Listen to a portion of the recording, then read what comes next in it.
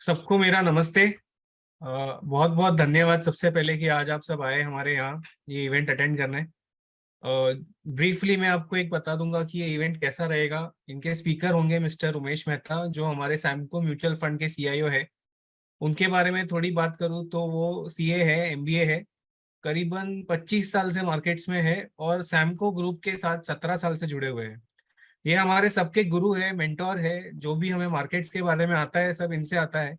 And ये ऐसे research करते हैं जनरली जैसे मार्केट में कोई और नहीं करता। आज के समय में भी ये लाइब्रेरी जाते हैं, लाइब्रेरी में 100 100 साल पुराने न्यूज़पेपर देखते हैं, उससे रिसर्च करते हैं एंड वहां से बहुत ही इंटरेस्टिंग इंसाइट्स हमें लाके देते हैं।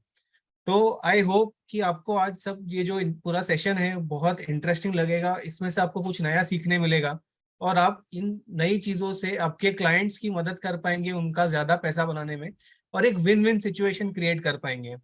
तो सेशन ऐसा होगा कि उमेश सर प्रेजेंटेशन देंगे, उसके बाद हम क्यूएनए का भी सेशन लेंगे।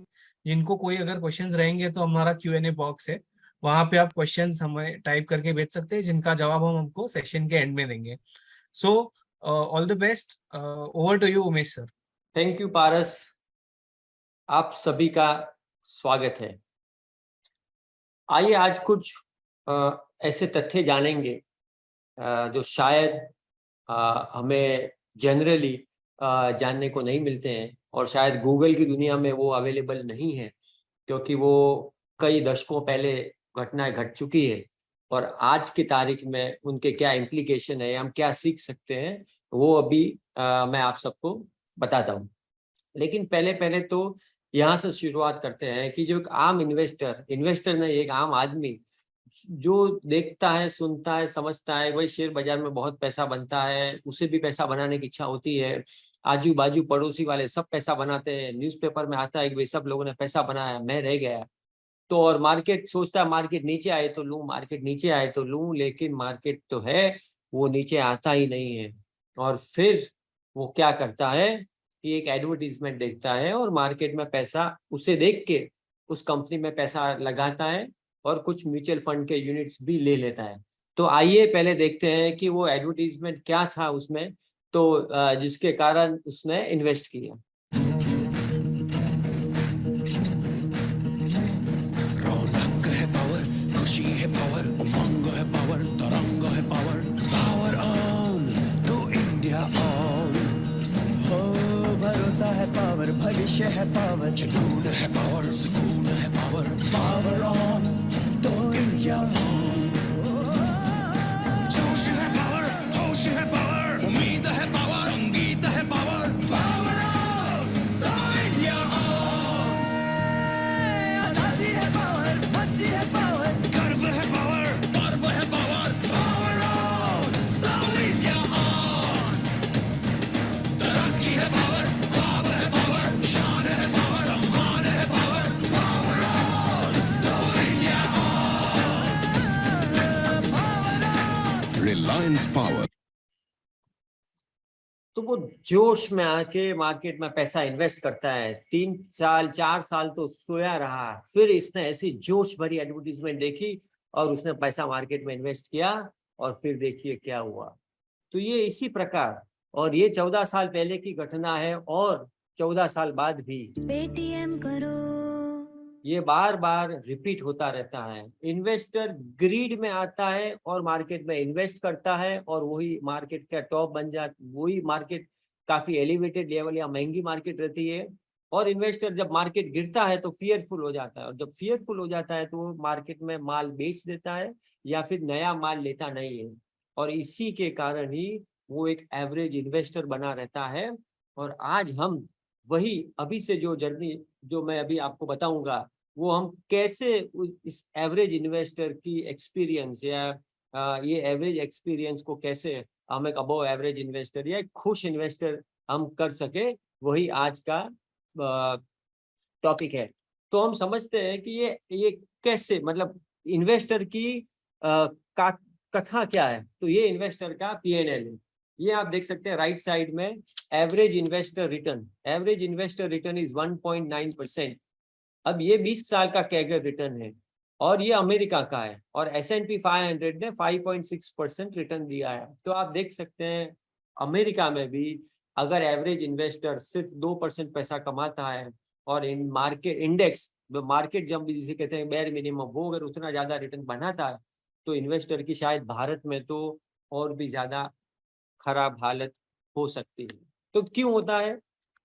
बस टॉप में आता है वो fear of miss out, FOMO या हर्ड मेंटालिटी आप कहो, या आजू बाजू पड़ोसी वाले सब लोग पैसा इन्वेस्ट करते हैं, वो पैसा इन्वेस्ट करता है और वो टॉप में फंस जाता है। फिर जैसे मार्केट नीचे आता है, करेक्शन होता है, वो पैनिक करता है, पैनिक में वो माल बेच देता है, उसे होश ठिकाने रहते नहीं है और वो एग्जिट कर लेता है या फिर नया माल लेता नहीं है। इसी के कारण ये एवरेज इन्वेस्टर बना रहता है और ये उसका प्रूफ है। दो जो सेक्युलर बुल मार्केट थी 2007, जो मार्केट में जो टॉप बन गया था, आप देखिए लास्ट में तब इन्वेस्टर जागा, 3 साल तक इन्वेस्टर सोया रहा, जबरदस्त मार्केट में तेजी थी और लास्ट में माहौल इतना गर्म था, इतनी मार्केट में तेजी थी, इतनी लोगों की स्टोरी सुनी लोग इन्वेस्टर ने, तो वो आया और फिर मार्केट में इन्वेस्ट किया और फिर वो फंस गया। और जैसे ही मार्केट नीचे जाने लगा तो या तो वो माल बेच देता है या अपनी सिप बंद कर लेता है, रिडेम्पशन मार लेता है और वो बोलता है भाई ये मार्केट मेरे लिए नहीं है। और इस प्रकार से वो एक एवरेज इन्वेस्टर की कैटेगरी में चला जाता है और उसका जब रिटर्न हम देखते हैं तो रिटर्न हमेशा पुअर रहता है। ये सेम है इक्विटी सेल्स, मतलब म्यूचुअल फंड में भी कलेक्शंस काफी ज्यादा रहते हैं जब बाजार में तेजी बाजार रहती है, और जब मार्केट नीचे चला जाता है तब म्यूचुअल फंड में भी कलेक्शंस लो हो जाते हैं। हालांकि वही टाइम है मार्केट में पैसा लाने का, लेकिन पैसा आता नहीं है। और ये जो स्लाइड है ना, ये वही 15 साल भी वही दर्शाती है कि इन्वेस्टर का स्वभाव बदला नहीं है। ये कोविड का समय, कोविड के समय में मार्च 2020 में 48 लाख यूनिक पैन इन्वेस्टर हैं जो एनएससी में उन्होंने ट्रेडिंग किया है, सिर्फ और सिर्फ 48 लाख मार्च 2020 में। और जब मार्केट ने टॉप बनाया जनवरी 2022, ये आप देखिए लाल लाइन, तभी यूनिक इन्वेस्टर थे 1,17,00,000, डबल हो गए इन्वेस्टर की तादाद। अरे भाई मार्केट बस यही है, इन्वेस्टर टॉप के भाव में घुस जाता है, उसे लगता है अरे मैं रह गया और लास्ट में आता है और फिर बोलते हैं भगवान ये क्या हो गया, मैं जब मार्केट में आता हूँ तब मार्केट गिर जाता है और मेरा एक्सपीरियंस खराब है। इसी के कारण शायद भारत में आज 3.5 crore unique investor mutual fund में है, क्योंकि शायद वो सेटिस्फाइड नहीं है या उनके जेब में अच्छा रिटर्न आया नहीं है। और इसी के कारण वर्ड ऑफ माउथ अच्छे अपने दोस्तों को बोलता नहीं कि पैसा इन्वेस्ट करो, और इसे हम कहते हैं कि उसकी झोली में पैसा कम आया है। सबूत, ये सबूत है। हर टॉप के भाव में, जैसा मैंने आपको बताया 2000 टॉप या 2008 टॉप, मार्केट में जब भी टॉप के भाव में इन्वेस्टर आते हैं तब उसके बाद से वो अगले 3 और 5 साल का जब रिटर्न दिखता है तो बोला मेरी झोली में तो 3.5% आया, 4% आया, 5% आया है, मैंने तो 4 साल 5 साल वेट किया है तो भी मुझे रिटर्न नहीं दिख रहा है। और बस यही इसी के कारण वो एवरेज इन्वेस्टर बना रहता है। तो आइए देखते हैं, ये एक और इम्पोर्टेंट डेटा पॉइंट्स है जो स्टोरी टेलिंग के लिए काम आता है, लेकिन रियलिटी बिल्कुल अलग है। ये डेटा हमने क्या किया है कि 1940 से मार्केट का रिटर्न हमने 10-10 साल में स्लाइस कर दिया है।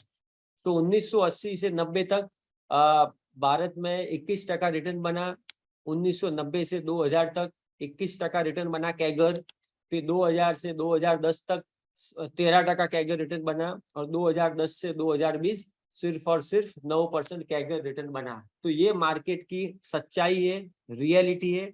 हम भले ही अगर उसे हम रिटर्न सिंस इंसेप्शन दिखाते हैं, लेकिन वो स्टोरी है। हकीकत तो ये है कि भी मार्केट की कैपेसिटी कम हो गई है रिटर्न देने की, और ये 2010 से 2020 तक का आप रिटर्न देखिए, मार्केट ने सिर्फ और सिर्फ 9% कैगर रिटर्न बनाया है। इसलिए अब हमारी और आपकी ये जवाबदारी है कि हम इन्वेस्टर को अच्छा रिटर्न ला के दे, ताकि उसका एक्सपीरियंस अच्छा हो, मार्केट में जुड़े, मार्केट में टिके, वर्ड ऑफ माउथ करे, अच्छे अपने दोस्त यार सबका पैसा मार्केट में डाले। लेकिन अगर मार्केट की सच्चाई इतना है, अगर रिटर्न ही इतना मिलेगा, तो हमें और कुछ क्या करना पड़ेगा वो हम जानते समझते हैं कि अब अगर रिटर्न अच्छा देना है तो हमें और क्या क्या अलग करना पड़ेगा, क्या अच्छा करना पड़ेगा, ताकि हम इस रिटर्न को हम अच्छा सा एक नंबर बना सके।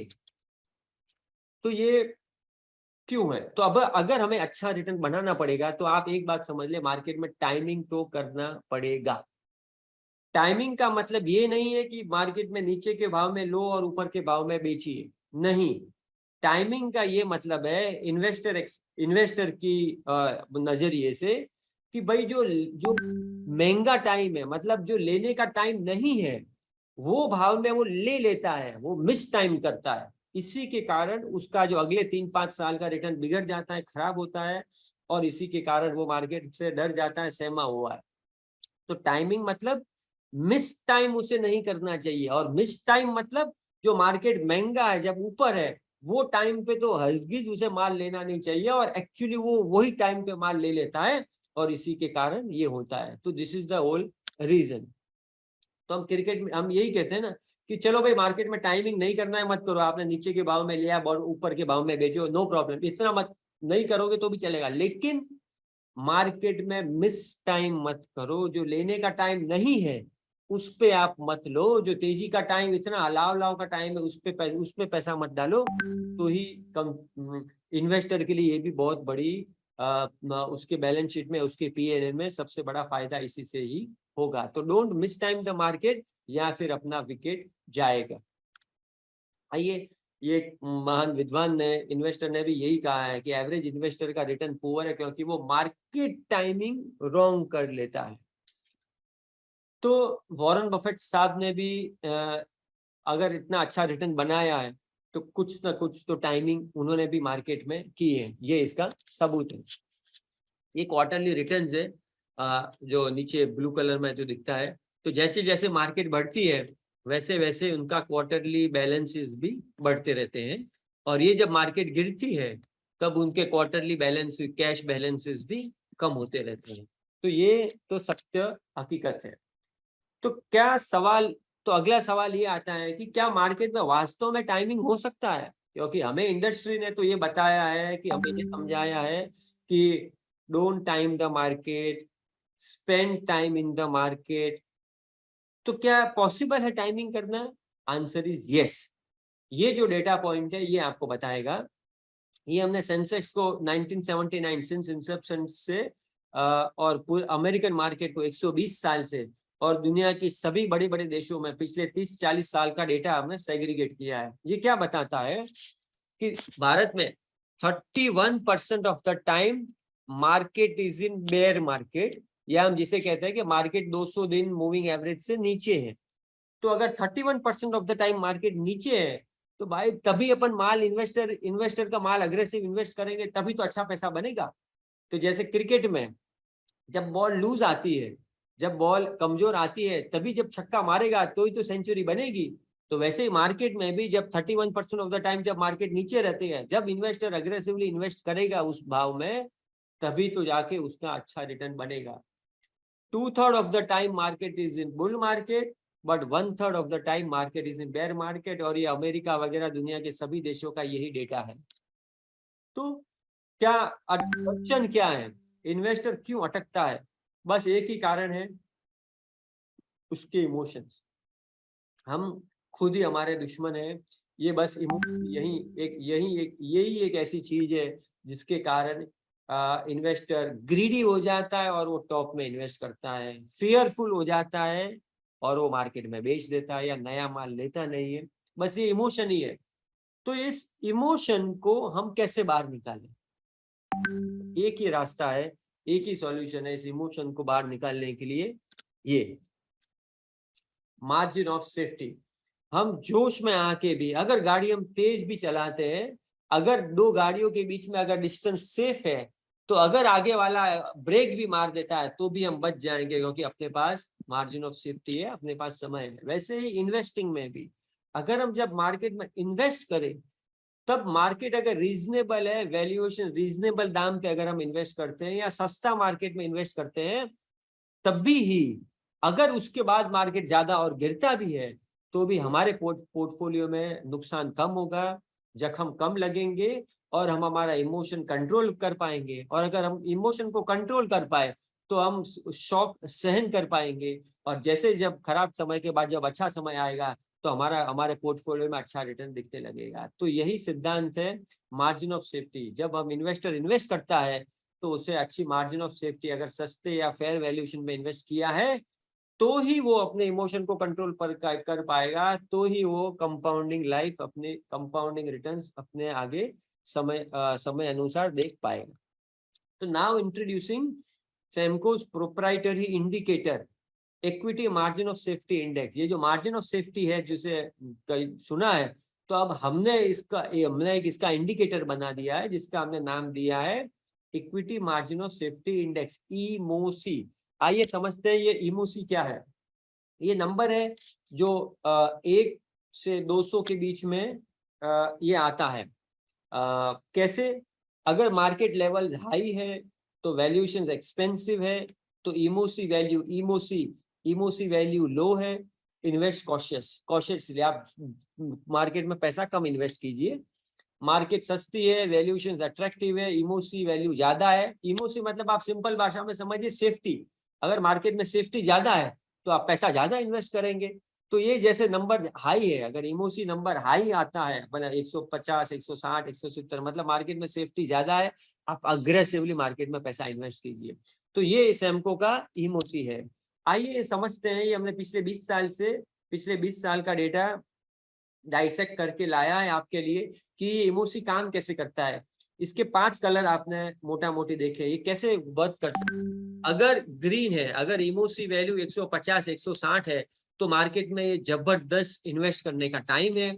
अगर इमोसी लाल है, मतलब 60 है, 70 है, 80 है, तो मतलब मार्केट बहुत महंगी है, अब मार्केट से दूर हटिए, या मार्केट में कॉशियसली इन्वेस्ट कीजिए, या प्रॉफिट भी बुक कीजिए। तो ये इस तरीके से ये पूरा का पूरा 20 साल का डेटा है। अब आइए समझते हैं कि अब इसको हम निफ्टी का मैं इंडेक्स इस पे लगा देता हूं ताकि आपको समझ में आए कि ये क्या करने। जो ब्लैक कलर की लाइन है वो निफ्टी का डेटा है। आइए इधर से शुरुआत करते हैं कोविड के समय से। कोविड के समय में मार्केट में जबरदस्त गिरावट आई, और ये मार्जिन ऑफ सेफ्टी जो ग्रीन आप देख रहे हो, मतलब इमोसी ने बता दिया है कि भाई मार्केट सस्ता है, जबरदस्त, आप पैसा मार्केट में इन्वेस्ट कीजिए। उसके बाद मार्केट महंगा हो गया तो लाल हो गया नीचे। उसके बाद रशिया यूक्रेन क्राइसिस के टाइम पे जब मार्केट वापस नीचे आया तो वो भी एक अच्छा समय था मार्केट में माल अक्यूमुलेट करने के लिए। ये जो इंडिया ऑन पावर ऑन, जब मार्केट में जबरदस्त तेजी आई थी तभी मार्केट बहुत महंगा था। ये लाल जो है इसका ये इंडिकेशन है कि मार्केट बहुत महंगा है, आप कॉशियसली पैसा इन्वेस्ट कीजिए। और जैसे ग्लोबल फाइनेंशियल क्राइसिस के टाइम पे मार्केट नीचे आया तो इमोसी वैल्यू काफी ज्यादा बढ़ गया था, तो जबरदस्त मार्केट में पैसा इन्वेस्ट कीजिए। ये कोल इंडिया का आईपीओ का समय था, वो भी मार्केट में जबरदस्त तेजी थी, तभी वैल्यूएशन काफी महंगे थे, मार्केट में कॉशियसली इन्वेस्ट कीजिए। ये सारा अक्यूमुलेशन पीरियड था जब कौन सी गवर्नमेंट आएगी कोई पता नहीं था, भारत देश किधर जाएगा, तो ये जबरदस्त एक्यूमुलेशन करने का टाइम था। जब 2014 में नई मोदी सरकार आई तब मार्केट में तेजी आई जबरदस्त, तब मार्केट में कॉशियसली इन्वेस्ट करने का समय था। तो ये इस तरीके से सारे 20 साल में हमने सेक्युलर बुल मार्केट देखी, सेक्युलर बेल मार्केट देखी, ब्लैक स्वान इवेंट देखा, साइडवेज मूवमेंट देखा। ये सारा का सारा कैप्चर कर लेता है। नंबर फ्रॉम 1 to 200 जो इमोसी वैल्यू है वो मार्केट में अच्छी तरीके से तेजी और मंदी कैप्चर करता है। आइए समझते हैं कि भाई इसमें गया क्या है, क्या क्या चीजें हमने इसमें डाली है ताकि ये इमोसी नंबर इससे नंबर बाहर आता है। तो कई सारी चीजें डाली है, जैसे कि हम जो जनरली हम जब एनालाइज करते हैं तो कई चीजें हम वो देखते नहीं है, लेकिन इमोसी में हमने वो सारी चीजें भी डाली है। जैसे for example cost of money, interest rate एक बहुत बड़ा रॉ मटेरियल कॉस्ट है कंपनियों के लिए। तो अगर इंटरेस्ट रेट बढ़ता है मतलब कंपनियों का रॉ मटेरियल कॉस्ट बढ़ गया, कंपनी को नुकसान हो सकता है। तो इस तरीके से हमने कई सारे ऐसे पैरामीटर्स है जो on a broader basis market में इम्पैक्ट करते हैं। तो जीसेक बॉन्ड यील्ड्स मार्केट में हमने देखा कि वहां पे मार्केट में वहां जब उतार चढ़ाव रहते हैं तो मार्केट में भी उतार चढ़ाव हम उसे कैप्चर कर सकते हैं, उनका correlation, price to earning multiples, price to book, bond yield spreads, फिर हम मूविंग एवरेज कन्वर्जेंस डाइवर्जेंस देखते हैं, स्टैंडर्ड डिविएशन देखते हैं, मार्केट ब्रेथ देखते हैं, कॉल पुट, वॉलिटिलिटी, ये सारे के सारे मैक्रो टेक्निकल फंडामेंटल फैक्टर्स डाल के हम फिर एक हमने अप्रोप्रिएट वेट दिया ये सारे के सारे फैक्टर्स को, और फिर एक फाइनल वैल्यू अराइव होती है जो रेंज करती है बिटवीन 1 to 200। तो ये इमोसी का एक और नजरिया है देखने का कि जब अगर मार्केट में अगर इन्वेस्टर इन्वेस्ट करता है और अगर इमोसी वैल्यू 150 है, इसका मतलब क्या हुआ कि भाई अगला उसका 3-5 साल में उसे 25-30% रिटर्न मिलेगा। और अगर इन्वेस्टर इन्वेस्ट करता है जो ज्यादातर वो इमोसी वैल्यू 50-60 में ही जब सेफ्टी जब कम रहती, तेजी बाजार में मार्केट में वो बेचारा इन्वेस्टर आता है और तभी अगर जो इन्वेस्ट करेगा तो उसका अगले 3-5 साल का रिटर्न 5-6% ही होगा, सिंगल डिजिट होगा। तो करंटली क्या है, अभी मार्केट का इमोसी वैल्यू नंबर 100 के आसपास है। इसका मतलब अगर इन्वेस्टर आज की तारीख में इन्वेस्ट करता है तो मोटा मोटी उसे 14-15% रिटर्न का एक्सपेक्टेशन होना चाहिए। तो ये पावर है हमारे इमोसी का। So this we have tested over last 20 years and this is very मतलब काफी रोबस्ट है, काफी टाइम टेस्टेड है और हम इसलिए हम आज आपके सामने लाए। तभी ये मैंने आपको समझाया ये इमोसी है, इस तरीके से काम करता है, इसमें क्या क्या गया, किस तरीके से ये मार्केट कैप्चर करता है। लेकिन इन्वेस्टर को इससे क्या, इन्वेस्टर को तो रेडीमेड पिल चाहिए, एक दवा चाहिए, भाई मेरे को तो आप दवा दे दो तो मैं ये मेरे काम आए। तो वही हमने किया है, हमने ये इमोसी को एक प्रोडक्ट के रूप में हमें उसे बिठाया है और टाइमर एसटीपी करके लेके आए हैं। तो आज जो हम अभी बात करेंगे टाइमर एसटीपी की बात करेंगे, जिसमें ये जो इमोसी के जो अच्छे इमोसी का जो फंडामेंटल है वो हमने प्रोडक्ट के फॉर्मेट में इन्वेस्टर के लिए वन क्लिक बटन से उसे सजा के दिया है। तो ये कैसे काम करता है टाइमर एसटीपी, पहले समझते हैं। नॉर्मल एसटीपी आप सभी को मालूम है कि अगर 12 लाख रुपया सोर्स स्कीम में है तो हर महीने 1 लाख रुपया फिक्स डेट पे टारगेट स्कीम में जाता है। ये नॉर्मल एसटीपी है। टाइमर एसटीपी कैसे काम करता है, वही लाख रुपया है, लेकिन अगर मार्केट बहुत महंगा है तो सिर्फ और सिर्फ 0.01x मल्टीपल जाएगा, मतलब सिर्फ 1000 रुपया इन्वेस्ट होगा। और मार्केट अगर बहुत अट्रैक्टिव है, सस्ता है, तो अप टू 6x 6 गुना भी पैसा जाएगा, मतलब 6 लाख रुपया मार्केट में पैसा इन्वेस्ट होगा। तो ये टाइमर एसटीपी इस तरीके से काम करता है। Benefit off timer STP, rupee cost averaging, power of compounding, stress नहीं है, वो ऑटोमेटिक प्रोसेस कर लेता है, ह्यूमन बायसेस नहीं है। कोविड के टाइम पे मार्केट नीचे आया तो शायद इन्वेस्टर चेक नहीं लिखेगा, अगर टाइमर एसटीपी में तो फटाफट पैसा ऑटोमेटिक इन्वेस्ट होगा। तो इस तरीके से ये सारे बेनिफिट्स है। आइए ये समझते हैं कि ये मल्टीप्लायर क्या है। तो जैसे मैंने आपको बताया कि अगर इमोसी वैल्यू हाई है, सेफ्टी ज्यादा है, तो हम अप टू 6x पैसा मार्केट में इन्वेस्ट करेंगे। अगर सचिन तेंदुलकर को अगर सेंचुरी लगानी है तो कमजोर बॉल में छक्का मारेगा तभी तो फटाफट सेंचुरी के आसपास आएगा, और अगर कठिन बॉल है तो वो छोड़ देगा, भाई जाने दो वरना आउट नहीं हो जाए। तो सिमिलरली इन्वेस्टर के लिए भी अगर मार्केट सस्ती है, जैसे मैंने आपको बताया 1/3 ऑफ द टाइम मार्केट सस्ती रहती है, अगर मार्केट नीचे आती है, अगर मार्जिन ऑफ सेफ्टी ज्यादा है तो इन्वेस्टर को ज्यादा पैसा इन्वेस्ट करना चाहिए। तो ये वही मल्टीप्लायर है। और अगर मार्केट महंगी है तो सिर्फ कभी 0.5% जाएगा, 0.5 जाएगा, कभी 0.1 पैसा जाएगा उसका बेस इंस्टॉलमेंट का, तो कम पैसा जाएगा अगर मार्केट महंगी है। तो आइए एक सिनेरियो है जिससे समझ में आएगा कि टाइमर एसटीपी काम कैसे करता है। समझो 12 लाख रुपए वही उसके पास पड़ा है, जनवरी महीना 2020, इमोसी वैल्यू 94 है, उसका मल्टीप्लायर 70,000 आता है, मल्टीप्लायर 0.7 है, इसका मतलब 70,000 टारगेट स्कीम में इन्वेस्ट होगा। फेब्रुआरी में इतना 1,05,000 इन्वेस्ट होगा। मार्च 2020 में जब कोविड आया तब इमोसी वैल्यू 135 था, 6 का मल्टीप्लायर आया और 6 लाख रुपए इन्वेस्ट हुआ टारगेट अमाउंट टारगेट स्कीम में। और अप्रैल और मई तक तो पूरा पैसा सारा का सारा पैसा इन्वेस्ट हो गया। तो 4 महीने में पूरा का पूरा पैसा मार्केट में इन्वेस्ट हो गया, इमोशन भी नहीं आया। वो शायद कोविड के टाइम पे हम और आप शायद चेक लिख ना पाए, लेकिन अगर सिस्टम ड्रिवन है, प्रोसेस ड्रिवन है, तो इन्वेस्टर का पैसा ऑटोमेटिक फटाफट इन्वेस्ट हो गया मार्केट में। और उसके बाद आप रिटर्न देखिए, नॉर्मल एसटीपी का शायद रिटर्न 19-19.5 लाख होता है, टाइमर एसटीपी का 3 साल में 22.5 लाख रुपया बनता है। तो ये मल्टीप्लायर का इफेक्ट आप देखिए, कोविड के समय में अप टू 6x मल्टीप्लायर था, उसके बाद जब मार्केट महंगा हुआ तो कम हो गया, मार्केट वापस अभी सस्ता हो गया तो मल्टीप्लायर बढ़ गया। वैसे ही ग्लोबल फाइनेंशियल क्राइसिस के टाइम पे मार्केट जब सस्ता था तो अप टू 6x पैसा इन्वेस्ट हुआ। उसके बाद कोल इंडिया का आईपीओ आया, तब मार्केट बहुत महंगा था, तब सिर्फ थोड़ा पैसा इन्वेस्ट हुआ। उसके बाद ये जैसा अक्यूमुलेशन करने का टाइम था तो जबरदस्त पैसा इन्वेस्ट हुआ लोगों का। और ये जब नई मोदी गवर्नमेंट सरकार आई तभी मार्केट में कम इन्वेस्ट हुआ क्योंकि मार्केट महंगा हो गया था।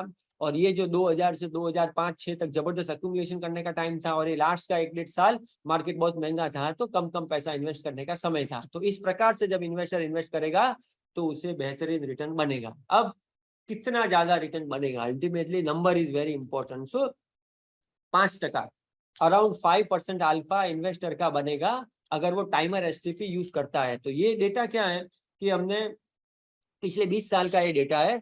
तो अगर इन्वेस्टर टाइमर एसटीपी से इन्वेस्ट करता है तो उसका अगले 3 साल का रिटर्न, टाइमर एसटीपी वाला इन्वेस्टर अगले 3 साल में उसका कितना रिटर्न बनेगा, 14.3% कैगर, और नॉर्मल एसटीपी में 9.43% बनेगा। ये रोलिंग रिटर्न है। पिछले 20 साल में कोई भी समय में अगर इन्वेस्टर इन्वेस्ट करता है नॉर्मल एसटीपी में तो 9.43% रिटर्न है, और टाइमर एसटीपी में वही 14.3 है। तो ये दोनों का डिफरेंस 4.87% है। तो इस प्रकार से मार्केट में अप टू 5% अल्फा है। और अगर नसीब है इन्वेस्टर का और वो मार्केट के टॉप के भाव में आ गया, जैसे कोविड के समय में, तो उसका रिटर्न ये 32% कैगर बनता है। मैं आगे आपको बताता हूँ कि किस तरीके से अमुक सिचुएशन में इन्वेस्टर का पैसा बना। ये ड्रॉडाउन है। अब जैसे मैंने आपको बताया कि अगर मार्केट में हम सेफ्टी देखते हैं, मार्केट सस्ता अगर है तभी इन्वेस्ट करते हैं, तो ऑब्वियसली जब मार्केट और गिरेगा तो उसका ड्रॉडाउन सिर्फ 7-8% है। ये एक सिनेरियो है। टाइमर एसटीपी के द्वारा अगर इन्वेस्टर ने पैसा इन्वेस्ट किया है तो उसका ड्रॉडाउन वो समय में 7% था, और नॉर्मल एसटीपी इन्वेस्टर वाले का अप टू 54% मार्केट में ड्रॉडाउन आया है। ये एक और सिनेरियो है। टाइमर की ब्लू लाइन है, उसमें 8-8.5% का ड्रॉडाउन था, और जो 12 महीने का जो नॉर्मल एसटीपी करता है तो शायद उसको ड्रॉडाउन 24-25% था। तो आप सिनेरियो देखते हैं ग्लोबल फाइनेंशियल क्राइसिस के टाइम पे ये 12 महीने की एसटीपी, हर जैसे जैसे मार्केट नीचे गिर रहा है वही इन्वेस्टर उतना ही अमाउंट इन्वेस्ट किए जा रहा है, और ये 36 महीने की STP compare to timer STP. Timer STP पे 2 महीने में ग्लोबल फाइनेंशियल क्राइसिस मतलब जनवरी फरवरी 2009 में पूरा इन्वेस्टर का पैसा इन्वेस्ट हो गया, और उसमें टाइमर एसटीपी में रिटर्न अगले 3 साल का 32% बना, और 12 महीने का एसटीपी 17.5% रिटर्न बना। तो इस तरीके से शानदार रिटर्न बनते हैं। कोविड के टाइम का क्राइस नंबर है मार्च में, जैसा मैंने आपको बताया, अप टू 6x पैसा फटाफट मार्केट में पैसा इन्वेस्ट हो गया। और टाइमर एसटीपी अगर इन्वेस्टर करता तो उसका अगला 3 साल का रिटर्न 28% कैगर, और 12 महीने का नॉर्मल एसटीपी होता तो 19% रिटर्न आता। तो प्रिस्क्रिप्शन क्या है, वही टाइम, ये रिटर्न सिंस इंसेप्शन मतलब 2007 से कैलकुलेट किया है। अगर टाइमर एसटीपी करता वही 12 लाख रुपए की इन्वेस्टर तो 80 लाख रुपए बनते, नॉर्मल एसटीपी में 54 लाख रुपए बनते, और 36 महीने के एसटीपी में 46 लाख रुपीस बनते। तो प्रॉमिस और हमारा कमिटमेंट कि भाई हम डेली इमोसी नंबर दिखाएंगे हमारे वेबसाइट पे। भले इन्वेस्टर को फायदा होना चाहिए। लोग बोले भाई आपको ये आपका सीक्रेट सॉस है, ये आपका सीक्रेट फॉर्मूला है, आपको दिखाना नहीं चाहिए। हमारा ये थॉट प्रोसेस है कि भले इन्वेस्टर को फायदा होना चाहिए। सब गोरिये लोग बेच रहे हैं अभी पिछले 4-5 महीने से जो बेच रहे थे, और लेने का टाइम था, तो इन्वेस्टर ये इमोसी देख के अगर मार्केट में इन्वेस्ट भी करता है तो भी उसको फायदा होगा। यही हमारी भावना है कि ultimately our Indian investors should benefit. और ये एक अनइमोशनल एक इंडिकेटर, एक सिग्नल है, ताकि इन्वेस्टर को पता चले कि भाई अभी मार्केट में सस्ता है, मुझे पैसा ज्यादा इन्वेस्ट करना चाहिए। तो इंट्रोड्यूसिंग सोर्स स्कीम। तो अभी ये टाइमर एसटीपी कैसे काम करेगा? टाइमर एसटीपी काम करेगा अगर ओवरनाइट स्कीम है। तो आज हम इंट्रोड्यूस कर रहे हैं सोर्स स्कीम, जो 4 अक्टूबर को खुलेगी। तो 4 अक्टूबर को इसका बिगिन डेट है, और 6 अक्टूबर को ये कंप्लीट होगा एनएफओ ओवरनाइट फंड का, और 12 अक्टूबर को अलॉटमेंट है, और 14 तारीख को ये वापस रीओपन होगा। इसकी क्या खासियत है? काफी इसकी 3 खासियत है। एक कि ये आपको बीएसई स्टार, एनएसई, एमएफई प्लेटफॉर्म पे आपको नॉर्मल आप एनएफओ जो सब्सक्रिप्शन करते हो वैसा आपको करने को मिलेगा। तो आप ऑनलाइन पैसा ट्रांसफर प्लेटफॉर्म के थ्रू कर सकते हो। तो एक बार आपका एनएफओ में पैसा आ गया, फिर आपको टाइमर एसटीपी रजिस्टर करना है हमारे डीआईटी हमारे प्लेटफॉर्म पे आके, तो आप वो रजिस्टर कर सकते हो। टाइमर एसटीपी में वीकली, मंथली और क्वार्टरली ऑप्शन है। नॉर्मल एसटीपी में डेली, वीकली, फोर्टनाइटली सभी ऑप्शन अवेलेबल है जो आपको मालूम है, लेकिन टाइमर एसटीपी के लिए वीकली, मंथली, क्वार्टरली है, और most recommended is monthly. Timer STP के लिए 25,000 रुपया मिनिमम होना चाहिए at the time of registration. अगर उससे कम होगा तो टाइमर एसटीपी रजिस्टर नहीं कर पाएगा इन्वेस्टर, इसलिए 25,000 मिनिमम होने चाहिए। तीसरा जो बेस इंस्टॉलमेंट है, बेस इंस्टॉलमेंट कैसे अराइव होगा, अगर मंथली, मैंने जैसे आपको बताया मंथली होना चाहिए, तो 25,000 डिवाइड बाई 12, तो 2,000 तकरीबन के आसपास उसका बेस इंस्टॉलमेंट होना चाहिए। तो ये आपको सिर्फ लिखना है, जो टाइमर एसटीपी का फॉर्म है, भले ऑनलाइन है या फिजिकल फॉर्म है, वो एक कॉलम में आपको 2,000 रुपया लिखना है, ताकि वो मल्टीप्लायर जो मैंने आपको दिखाया था 4x 5x 1x, तो वो मल्टीप्लायर 2,000 बेस इंस्टॉल प्लान पे मल्टीप्लाई करके उतना अमाउंट ट्रांसफर होगा टारगेट स्कीम में। और एक और है, ये नॉन डीमेट फॉर्मेट में अवेलेबल है टाइमर एसटीपी, डीमेट फॉर्म में टाइमर एसटीपी अवेलेबल नहीं है। तो ये मोटा मोटी इस एनएफओ की और टाइमर एसटीपी की आउटस्टैंडिंग फीचर्स थे जो मैंने अभी आपको बताया। फिजिकल फॉर्म भी अवेलेबल है, हमने कई लोगों को भेजे भी है फॉर्म्स, वहाँ पे एनएफओ के फॉर्म्स है और साथ में टाइमर एसटीपी के भी फॉर्म है। अगर आप फिजिकल करते हैं तो एनएफओ फॉर्म और टाइमर एसटीपी पे आपको सिग्नेचर लेके केफिन टैग या यहाँ पे जमा कराने हैं। तो इस प्रकार से ये हमारे की पर्सन है, विराज गांधी सीईओ, उमेश कुमार मेहता सीआईओ में, और धवल धनानी हमारे ओवरनाइट के फंड मैनेजर। तो ये स्टार्ट डेट है, एंड डेट है। तो ये हमारी इधर मैं विराम देता हूँ, ये प्रेजेंटेशन इधर पूरा हुआ। अब कुछ और इम्पोर्टेंट बातें करनी है कि टाइमर एसटीपी अभी क्यों। देखिए ऐसा है कि टाइम ये जो समय है, ये अगला 1 साल, ये 1 साल मार्केट में ये अक्यूमुलेशन फेज है मार्केट के लिए। ये हमें अक्यूमुलेट करना है, क्योंकि आप मार्केट में करंटली लोगों को डर लग रहा है कि भाई मार्केट में इंटरेस्ट रेट बढ़ रहा है, मार्केट में इन्फ्लेशन है, क्या पता रिसेशन आने वाला है, वहां लड़ाई झगड़ा चल रहा है, तो ये मैं अभी मार्केट में रुक जाऊं, अभी पैसा नहीं डालूं। अगर हम इस तरीके से सोचेंगे ना, तो हम मार्केट में पैसा इन्वेस्ट कर नहीं पाएंगे, और जब सब अगर अच्छा है तो वैसे ही मार्केट महंगा हो जाएगा। तो why we are saying that ये 1 साल मार्केट में बहुत इंपॉर्टेंट क्यों है। तो आइए हम चलते हैं पिछले 60 साल 70 साल 80 साल 100 साल पहले की मार्केट में। वहां पे जब कॉन्फ्लिक्ट हुए थे, जब वर्ल्ड वॉर 1 हुई थी, जब वर्ल्ड वॉर 2 हुआ था, तो मार्केट में क्या माहौल था, क्या सिचुएशन था, कौन से सेक्टर्स चले, देश में इकोनॉमिक परिस्थिति कैसी थी, मिलिट्री या राजकारण कैसा था। तो वो हम जब समझेंगे तो हमें पता चलेगा कि हम आज की तारीख में हम क्या, हमें इन्वेस्टर को हम सलाह मशुरा दे सके। तो देखिए ऐसा था कि वर्ल्ड वॉर 1 के समय में अमेरिका को ज्यादा नुकसान नहीं हुआ, क्योंकि अमेरिका लड़ाई में था ही नहीं। क्योंकि अमेरिका लड़ाई में नहीं था तो उसका शेयर बाजार, उसका स्टॉक मार्केट भी काफी कम गिरा था, और यूरोप वैसे तो काफी सारा पूरी इस लड़ाई में उलझा हुआ था, तो यूरोपियन स्टॉक मार्केट में काफी ज्यादा गिरावट आई थी। Come back to world war 2। World war 2 जब शुरू हुआ तो हिटलर का क्लियर कट इंस्ट्रक्शन था कि भाई अमेरिकन जहाज को या अमेरिकन शिप को आपको हाथ नहीं लगाना है, आपको अमेरिका के साथ पंगा नहीं लेना है। तो इसलिए इस वर्ल्ड वॉर 2 के टाइम में भी अमेरिका वैसे तो ज्यादातर वॉर में था ही नहीं। और जब जापान ने पर्ल हार्बर में जब अटैक किया, जब जो अमेरिका पैसिफिक में जो अमेरिका का जो वहां पे अड्डा था, तब जाके अमेरिका वॉर में आया, और जब जापान पे तब अटैक किया। तो बस खाली उतने ही भाग में अमेरिका का एक्चुअली वॉर में इन्वॉल्वमेंट रहा है, लेकिन पूरे वॉर में America was the most strong emerge. America emerge at the strongest country on this planet, क्योंकि यूरोप में काफी नुकसान हो गया था और अमेरिका को फायदा मिला, क्योंकि उसी इकोनॉमी भी बढ़ी, वॉर रीबिल्ड का ऑर्डर्स भी आए, और अमेरिका धीरे धीरे बढ़ते गया।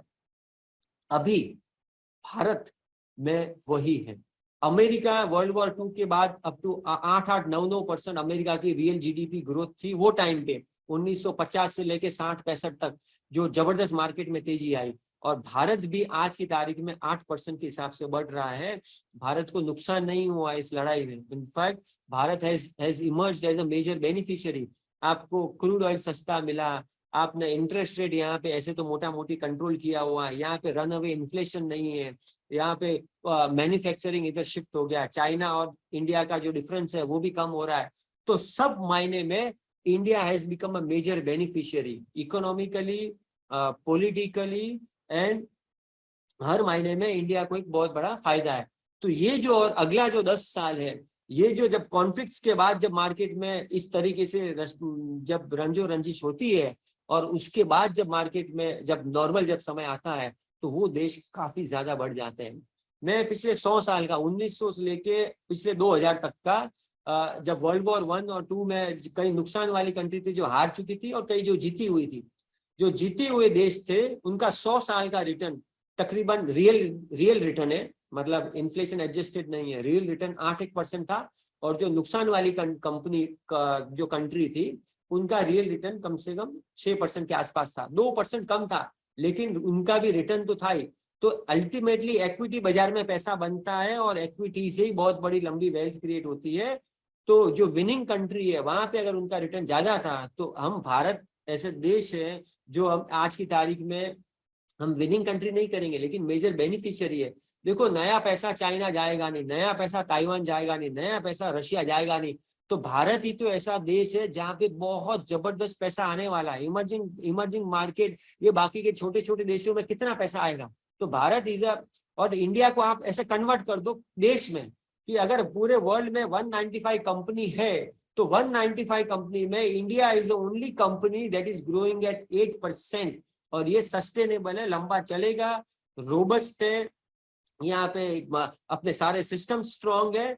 तो ये जो जब जैसे ही नॉर्मलाइज होगा तो पैसा जबरदस्त भारत में आने वाला। और ये पिछला अगला एक साल यही मौका है मार्केट में मैक्सिमम पैसा इकट्ठा करने का, मैक्सिमम शेयर्स या मार्केट में मैक्सिमम एसेट्स क्रिएट करने के इक्विटी में। क्योंकि फिर जब मार्केट महंगा हो जाएगा, जब मार्केट वापस निफ्टी 25,000 की हो जाएगी, तो लोग बोलेंगे अरे भाई ये मार्केट में क्यों इन्वेस्ट करें। अरे भाई तभी इन्वेस्ट कर नहीं पाओगे। तो मार्केट में यही मौका है, यही अवसर है। एक और मैं आपको बात बता दूं, मैंने जब कई सारे न्यूज़पेपर्स और एक्सपर्ट्स को जब मैंने देखा वर्ल्ड वॉर 2 के बाद, तो लोगों को ये लगता था कि अब वॉर खत्म हो गई है, अब नई रीबिल्ड डिमांड आने वाली नहीं है, जो अब रिसेशन आएगा, बहुत बड़ी मंदी आएगी। सभी लोग सब बड़े बड़े जो विद्वान है या बड़ी बड़ी इंस्टीट्यूशन है, सब लोगों ने अपना पैसा 75% बॉन्ड में पैसा रखा और 25% इक्विटी में पैसा रखा। ये ऑन रिकॉर्ड है। और सब लोगों ने जबरदस्त मार खाई, क्योंकि 1950 के बाद जो मार्केट जबरदस्त बढ़ा अमेरिका का और पूरे वर्ल्ड मार्केट जो बढ़ा, वो सब हैरान हो गए, इतना बड़ा जबरदस्त पैसा बना। ये सेम सिचुएशन आज की तारीख में भारत में भी है। तो हम यही कह रहे हैं कि भाई अगले एक साल में आप टाइमर एसटीपी कर लो। जो लड़ाई में उतार चढ़ाव जो होने वाला है, अगर मार्केट गिर गया तो पैसा तुरंत इन्वेस्ट हो जाएगा, अगर मार्केट नहीं हुआ तो साइडवेज हो गया तो भी मार्केट में पैसा इन्वेस्ट हो जाएगा। और ये एक साल में पैसा इकट्ठा कर लो, इक्विटी म्यूचुअल फंड यूनिट इकट्ठा कर लो, ताकि हम अगले 10 साल में जो अमेरिका का जो टाइम था, जो 10-10, 15-15, 20-20 गुना लोगों का पैसा बना, वो हमारा भी टाइम आया है। अभी हम पैसा इन्वेस्ट करें, जब मार्केट बढ़ चुकेगा तब हम थोड़ी कर पाएंगे। तो ये मोटा मोटी आकलन है कि हमने भी सोचा कि इस तरीके से हम प्रोडक्ट लाते हैं ताकि इन्वेस्टर को हम सही मायने में एक वैल्यू बिल्ड करके दें और इमोशंस निकल जाएंगे। अगर मार्केट नीचे भी आता है तो तुरंत पैसा फटाफट इन्वेस्ट होगा। तो इस तरीके से हमने ये प्रोडक्ट बिल्ड किया है। आशा है आप सभी भी अपने इन्वेस्टर को कन्वे कर पाएंगे और मार्केट में अच्छा लमसम पैसा दे पाएंगे। तो मैंने अभी आपको बताया वो इस तरीके से है। इन्वेस्टर खड़ा है फुटपाथ पे, गाड़ी आई, वो गाड़ी खोल के पैसा इन्वेस्ट कर सकता है कभी भी। तो ये जो गाड़ी है वो हमारे सैमको फ्लेक्सी कैप है। और उसके पास एक और ऑप्शन है, वो सिग्नल दिखता है, इमोसी, जैसा मैंने आपको बताया, जो अभी मैंने आपको जो equity margin of safety index की मैंने बात की, वो जो 5 कलर है। इन्वेस्टर अगर वो 5 कलर देखता है कि भाई अभी इमोसी ग्रीन है, मतलब आगे रास्ता साफ है, अगर अभी मैं गाड़ी में बैठता हूं तो मेरा पेट्रोल कम भी जलेगा और मैं मेरी मंजिल जल्दी पहुंचूंगा, मेरे लाइफ में कंपाउंडिंग जल्दी हो जाएगा। और अगर लाल है तो वो रुक जाता है, भाई रुक जा, आगे ट्रैफिक, आगे भीड़ भड़ाका ज्यादा है, तो तेरी मंजिल पे पहुंचने को टाइम लगेगा और पेट्रोल भी ज्यादा जाएगा, समय भी जाएगा। तो इस तरीके से जब भी वो इमोसी देख के जब गाड़ी में बैठेगा तो उसकी जर्नी बेहतरीन रहेगी। अब आइए थोड़ी बात करते हैं हमारी गाड़ी की।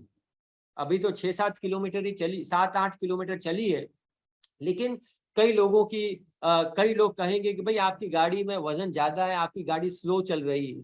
जी हाँ, गाड़ी स्लो चल रही है क्योंकि उसमें टेक्नोलॉजी का वजन ज्यादा है। हमारे पास 25% पूरे पोर्टफोलियो का 25% वेट टेक्नोलॉजी में है, जो आज की तारीख में 30% डाउन। तो इसी के कारण ही हमारी गाड़ी में वजन ज्यादा है और हमारी गाड़ी स्लो चली है।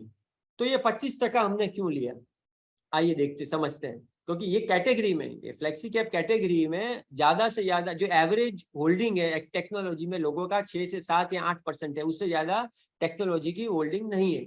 लेकिन हमने इतना वेट क्यों किया है, वेटेज क्यों रखा है? इसलिए देखिए, आज से 120 साल पहले जब मार्केट में पहले दुनिया में घोड़ा गाड़ी थी, मतलब आने जाने के लिए लोग घोड़ा गाड़ी, बैलगाड़ी का इस्तेमाल करते थे, ऊंट गाड़ी का इस्तेमाल करते थे। लेकिन हेनरी फोर्ड साहब आए, उन्होंने कहा, उन्होंने अपना दिमाग लगाया स्टीम इंजन से, और जब वो टाइम पे जब शुरुआत हो रही थी तो उन्होंने गाड़ी बनाई, मैकेनिकल कार। तो उन्होंने जब गाड़ी बनाई तो पूरी दुनिया में और खासकर अमेरिका में ऐसा हो गया कि अरे गाड़ी कार मैन्युफैक्चरिंग तो जबरदस्त बिजनेस है, इसके ऐसा बिजनेस तो वापस मिलेगा नहीं। सभी लोग गाड़ी मैन्युफैक्चरिंग के बिजनेस में लग गए। तो 1900 से 1930 तक हजारों कार मैन्युफैक्चरिंग कंपनियां अमेरिका में खड़ी हो गई। और जब 1900 से 1930 से 33 में जो 3-4 साल जो अमेरिका में जबरदस्त मंदी आई, जो ग्रेट डिप्रेशन हम कहते हैं, वहां पे आप बिलीव नहीं करोगे 90 up to 95% of the companies got vanished, वो साफ हो गई। और जो बची हुई कंपनी थी वो अमेरिका को रीबिल्ड करने में, ऑटोमोबाइलाइजेशन ऑफ अमेरिका या जो बड़ी बड़ी कंपनियां जो बची है वो ही उसमें से बची है। टेक्नोलॉजी में भी जो .com बबल आया था 2000 में, जो नास्डेक का बबल या जो आईटी का बबल इंडिया में भी हमने देखा, जो केतन पारेख का बबल हम जो बुल मार्केट कहते हैं, उसमें भी .com बबल, फुटफॉल बबल, ये सारी की सारी कंपनियां आके चली गई, 95% साफ हो गई। और जो कंपनियां बची हैं वही आज की तारीख में बड़ी कंपनियां हैं और भी बड़ी होती जाएगी। अगर इंडस्ट्रियल रेवोल्यूशन 70 साल चला है तो टेक्नोलॉजी रेवोल्यूशन अभी तो सिर्फ 30 साल चला है और अभी लंबी रेस बाकी है। तो हमारे हिसाब से टेक्नोलॉजी में जबरदस्त पैसा है। और कोविड के बाद तो ये और भी अट्रैक्टिव हो गया है। अगर साबुन बनाने वाली कंपनी को अगर मार्केट 50 का पी मल्टीपल देती है क्योंकि साबुन जरूरी है, इज अ नेसेसिटी, तो आज की तारीख में कोविड के बाद टेक्नोलॉजी भी नेसेसिटी है। और नेसेसिटी को अगर आप 20, 22, 25 का पी मल्टीपल दे रहे हो, इसका मतलब मार्केट में रीजनेबल है और मार्केट में और भी लंबी वेल्थ क्रिएशन बाकी है। तो हमें ऐसा लग रहा है कि टेक्नोलॉजी जबरदस्त सेक्टर है और अभी भी 30% दाम कम हो गए और 20% कंपनी का प्रॉफिट बढ़ गया है, तो 50% वैल्यूएशन में मार्केट में करेक्शन है। तो ये सेक्टर तो जबरदस्त है। और मैंने आपको एक और स्लाइड दिखाई थी सेंसेक्स की, जो पिछले 40 साल में 31% ऑफ द टाइम जो बिलो 200 डे मूविंग एवरेज रहती है, बेयर मार्केट में रहती है। टेक्नोलॉजी भी अकेला ऐसा सेक्टर है जो बिलो 200 डे मूविंग एवरेज है। तो यही बहुत अट्रैक्टिव है। और ये जैसे ही चलना शुरू होगा तो अपने गाड़ी की स्पीड जबरदस्त आएगी, जबरदस्त बढ़ेगी। और फिर आप मत कहना कि अरे भाई गाड़ी इतनी चल गई, आपने पहले बताया नहीं। जब गाड़ी स्लो है तभी मैं बोल रहा हूँ कि आप गाड़ी में चढ़ो, क्योंकि गाड़ी स्लो है। और जब आगे स्पीड पकड़ेगी तब जाके सबको अच्छा एक्सपीरियंस रहेगा। और मैं आपको बात बताना चाहता हूं कि भाई हमारा फोकस है क्वालिटी, और क्वालिटी तो मैं अभी आपको कुछ शब्दों में बताना चाहता हूं कि हमारी थॉट प्रोसेस क्या है, किस तरीके से इन्वेस्टमेंट करते हैं। तो ये 2 बिजनेस है, ये हम सभी आपको चॉइस करना है कि भाई हमें अगर पर्सनली बिजनेस करना है तो हम कौन सा बिजनेस करेंगे। एक जो बिजनेस है जो 13-14% का मार्कअप करता है, मतलब 100 रुपए पे 13-14 रुपया मार्कअप करता है। और एक बिजनेस है 4% का मार्कअप करता है और वही 24 घंटा है या वही 365 दिन है। तो कौन सा बिजनेस ज्यादा पैसा कमाएगा? Answer is yes. हाँ, जो 14% जो मार्कअप करेगा वही पैसा ज्यादा बनाएगा। तो हमें भी यही बिजनेस करना है। दूसरा, ये बिजनेस कम से कम 30-35% ग्रो कर रहा है और ये बिजनेस 18-20% ग्रो कर रहा है। कौन सा बिजनेस ज्यादा रेस में आगे आएगा? ये वाला बिजनेस रेस में आएगा क्योंकि ग्रोथ भी ज्यादा है और इसका मार्कअप भी ज्यादा है। तो कैश फ्लो ये अल्टीमेटली ये कंपनी ज्यादा इकट्ठा करेगी, तो हमें भी ये बिजनेस करना है, ये बिजनेस नहीं करेंगे। तीसरा, ये बिजनेस का मकान मालिक उसको बोलता है भाई मैं तुझे कभी भी निकाल सकता हूँ, तेरे को कभी भी बेच के जाना पड़े तो तू ध्यान रखना।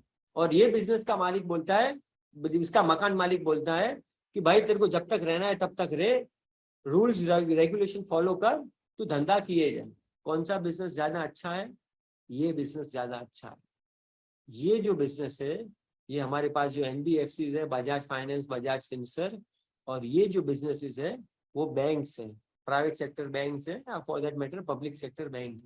हमारा ये थॉट प्रोसेस है कि अगर हमें business from risk point of view अगर हमें देखे भी तो ये बिजनेस ज्यादा है, क्योंकि इनकी ओनरशिप भी रहेगी और ये प्रोफेशनल CEO भी रहेंगे।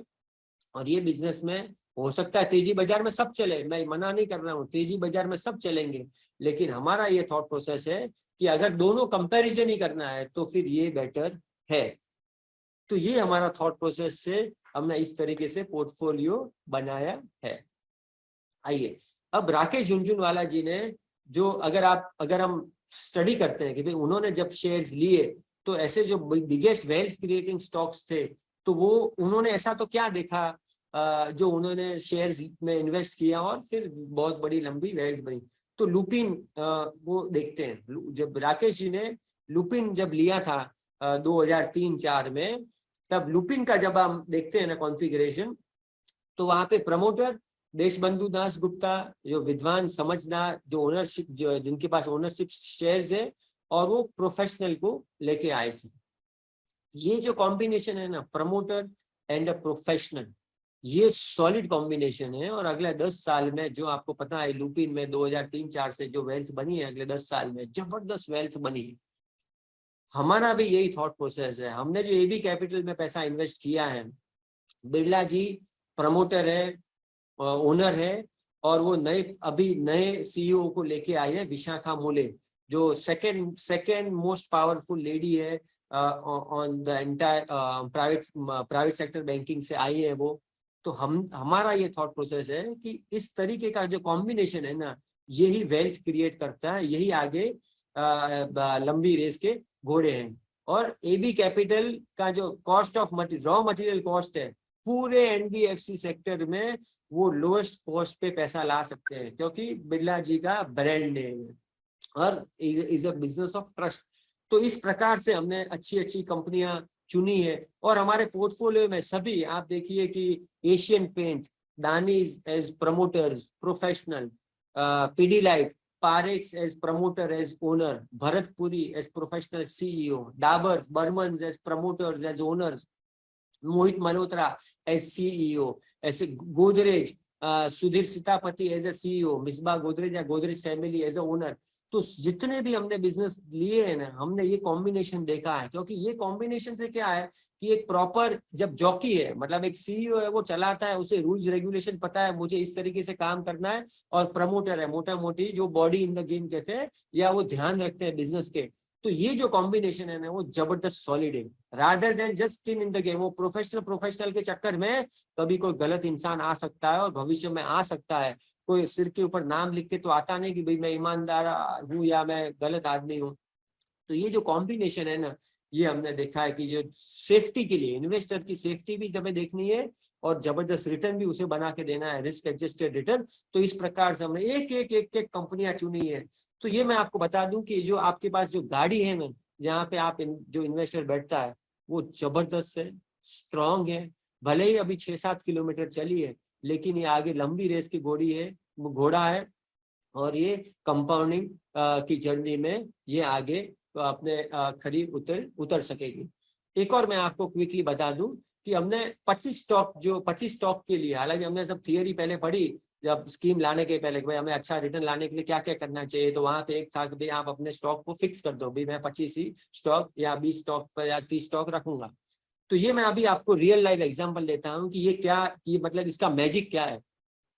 अगर आप समझो कि आपके पास घर में, मैं कहूँ कि आपको सिर्फ 5 ही शर्ट रखने हैं, आपको 5 से ज्यादा रखने नहीं, तो आप 5 बेस्ट रखोगे अपने पास। वरना क्या है, अगर वो लिमिट नहीं है ना, तो 6, 7, 8, 10, 11, किसी को अच्छी क्वालिटी का है, कोई खराब क्वालिटी का है। तो अगर 5 का फोकस है तो you will always have the best 5। तो similarly we have focus on कि अगर अपने पास 25 कंपनी है, तो अगर 26 में या 27 में अगर अच्छी है, तो अपने पास ऐसा क्या है जो खराब है। So this puts a question mark कि अरे भाई 26वां 27वां पेटीएम ले लो, ये ले लो, भाई गांव दुनिया कर रही है, लेकिन अपने को वो नहीं करना है, बिकॉज वी आर फोकस, अपने पास फोकस। तो we want to keep best of the best. तो ये थॉट प्रोसेस है ना, ये जस्ट मैं आपको इसलिए समझा रहा हूँ कि ये जो गाड़ी की क्वालिटी है ना, ये बहुत अच्छी है। जो हमारे थॉट प्रोसेस है, विजन है, the way we have build our portfolio, they all are 5 star quality. और इन्वेस्टर सिर्फ पेशेंस रखे और अपना एक्टिव शेयर 90 है, जो जैसा मैंने आपको बताया, अगर मार्केट का सेंसेक्स का जो 10-10 साल का रिटर्न 9-10% ही है, तो ज्यादातर अगर लोग इंडेक्स हगिंग पोर्टफोलियो बना रहे हैं तो अपने पास तो एक्टिव पोर्टफोलियो है, और यही एक मौका है, चांस है इन्वेस्टर को, अगर हमें अच्छा रिटर्न देना है तो एक्टिव पोर्टफोलियो के आगे जाके रिटर्न देगा। मैंने आपको उसकी क्वालिटी के बारे में समझाया, और एक्स्ट्रा मैंने आपको बताया टाइमर एसटीपी द्वारा अगर पैसा इन्वेस्टर इन्वेस्ट करता है तो उसे और भी बेहतरीन फायदा होगा। क्यों टाइमर एसटीपी? ये अगला साल, क्योंकि वो पैसा देगा नहीं, जब जैसे मार्केट बढ़ेगा वो पैसा देगा नहीं, मार्केट गिरेगा तो भी वो पैसा देगा नहीं, क्योंकि वो घबराया हुआ है। तो अभी आप टाइमर एसटीपी में पैसा ले लो, और स्लैमको फ्लेक्सी कैप स्कीम में पैसा जब आएगा तो इस तरीके से सबकी वेल्थ अच्छी बनेगी, इन्वेस्टर भी जीतेगा, विन विन सिचुएशन, आपके लिए भी विन विन सिचुएशन और हमारे लिए भी विन विन सिचुएशन। तो ऐसे तो मैं बोल ही काफी और भी लंबा बोल सकता हूँ, लेकिन अब मैं विश्राम दूंगा। आपने पेशेंटली सुना मुझे, और आशा है पारस के पास कई सवाल भी आए होंगे, तो हम थोड़ा सवाल जवाब भी कर लेते हैं। खूब खूब आभार, thank you. Thank you sir, कुछ सवाल आए। सबसे पहला क्वेश्चन ये है सर कि टारगेट स्कीम में चॉइसेस होगा कि एक ही टारगेट स्कीम होगा, एंड अगर एक ही टारगेट स्कीम होगा तो नए फंड्स कब आएंगे? हाँ, अभी तो एक ही टारगेट स्कीम है फ्लेक्सी कैप। नए फंड हमारे और भी आएंगे, हम दिसंबर के आसपास लॉन्च कर रहे हैं। तो बिकॉज ये क्लोज डोर मीटिंग है, हम आपको बता भी देते हैं कि अपना ELSS स्कीम भी आ रहा है हमारा sometimes in the mid of November. तो हाँ, वो एक और बाद में ऑप्शन तब हो जाएगा, लेकिन आज की तारीख में तो फ्लेक्सी कैप ही है। ओके। दूसरा सवाल ये है सर कि टाइमर एसटीपी कब से एक्टिव होने वाला है? टाइमर एसटीपी एक्टिव, देखो ऐसा, एक बार NFO में पैसा आ जाता है तभी 12-13 तारीख एक्चुअली तो आप DIT प्लेटफॉर्म से NFO के बाद आप रजिस्टर कर सकते हो टाइमर एसटीपी। टाइमर एसटीपी एक बार रजिस्टर हो जाएगी, फिर अगले महीने से जो आप तारीख फिक्स करते हो, 1, 2, 3 जो भी तारीख पे, तो वो तारीख से एवरी मंथ फिक्स डेट पे इन्वेस्टर का पैसा जाएगा। फिक्स अमाउंट नहीं जाएगा, वो इमोसी की हिसाब से उसका मल्टीप्लायर होगा हमारे बैक इंजन में, और फिर उसके ओवरनाइट फंड से उतना यूनिट डेबिट होगा और वो फ्लेक्सी कैप में जाएगा। ओके। अगला सवाल है सर कि नॉन डीमैट अकाउंट में ही अवेलेबल है टाइमर एसटीपी? जी, ये बहुत इंपॉर्टेंट है। डीमेट में अवेलेबल नहीं है, क्योंकि इसमें रेगुलेटरी कुछ रिस्ट्रिक्शंस है। BSE, NSE, स्टार या इस तरीके से प्लेटफॉर्म में ये क्या कर रहे हैं कि अगर फिक्स अमाउंट है ना तो ये परमिट करते हैं, अगर वेरिएबल अमाउंट है तो NSDL and they do not permit. Therefore उसके लिए आपको नॉन डीमेट ऑप्शन ही लेना पड़ता है, तो ही टाइमर एसटीपी कर सकते हैं, बिकॉज अमाउंट वेरी होता है। ओके। और सर अगला सवाल है कि टाइमर एसटीपी ऑनलाइन कर सकते हैं? हाँ, टाइमर एसटीपी एक तो NFO का प्रोसीड है, वो तो आप ऑनलाइन कर सकते हो, फिजिकल फॉर्म भी दे सकते हो। टाइमर एसटीपी अगर आपने ऑनलाइन पैसा ओवरनाइट फंड में आया है तो आप ऑनलाइन आप रजिस्टर कर सकते हो टाइमर एसटीपी। अपने सैमको के DIT प्लेटफॉर्म में जाके आपको सब क्लाइंटों की लिस्ट दिखेगी कि कौन से क्लाइंट का ओवरनाइट फंड में पोर्टफोलियो है। बस वहां पे जाके आपको टाइमर एसटीपी ऑन करना है, मंथली फ्रीक्वेंसी, और डिवाइड बाय 12, मतलब 12 लाख रुपए है तो लाख रुपए के हिसाब से आप मंथली इंस्टॉलमेंट फिक्स कर दो, कोई भी एक डेट पे चलेगा। ओके। अगला सवाल है कि यूनिवर्स क्या होगा सर, जो इमोसी वैल्यू ड्राइव करता है वो कहाँ से हम लेते हैं?